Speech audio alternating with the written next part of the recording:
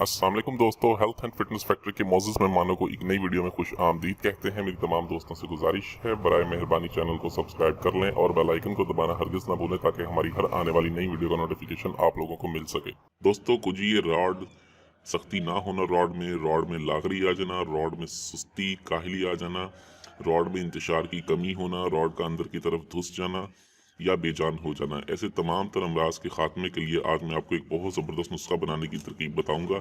इस नुस्खे में 4 चीज़ों के अलावा हमने रोगने तिल का इस्तेमाल करना है। इसमें हमारे पास सबसे पहले जो चीज़ है वो है रतन जोत। रतन जोत का हमने इसमें इस्तेमाल करना है 2 तोला। उसके बाद हमारे पास हिंग ईरानी है। हिंग ईरानी का हम इसमें इस्तेमाल करेंगे 5 ग्राम। ज़ाफ़रान का हमने इसमें इस्तेमाल करना है 6 ग्राम। और इसके साथ हमारे पास जौंक है। जौंक का हम इस्तेमाल करेंगे इसमें 2 तोला। रोगने तिल हमें इसके लिए चाहिए होगा 70 ग्राम। हमने करना यह है कि सबसे पहले जौंक को हमने खूब अच्छी तरह से खरल करना है। अच्छी तरह से खरल करके पूरे का पूरा तेल जो है हमारे पास 70 ग्राम हमने इसमें शामिल करके इसको 2 घंटे तक जोरदार हाथों से खरल करना है। जब ये अच्छी तरह से खरल हो जाए, ठीक है, तब आप इसमें ज़ाफ़रान थोड़ी थोड़ी करके डालें और इसे खरल करते रहें। इसी तरह पूरी ज़ाफ़रान भी आपने इसमें खरल कर देनी है।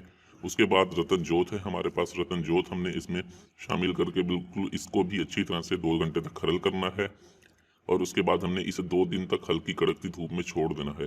2 दिन तक कड़कती धूप में छोड़ने के बाद आपने इसमें हींग ईरानी के पाउडर को डाल के मजीद 3 दिन के लिए इसे धूप में रख देना है। 5 दिन की धूप लगने के बाद आपका ये नुस्खा तैयार हो जाएगा। ठीक है, इसको 5 दिन की धूप लगवाने के बाद एक मरतबा फिर खरल में डालें और खूब जोरदार हाथों से 2 घंटे बाद खूब जोरदार हाथों से 2 घंटे तक इसे खरल करें।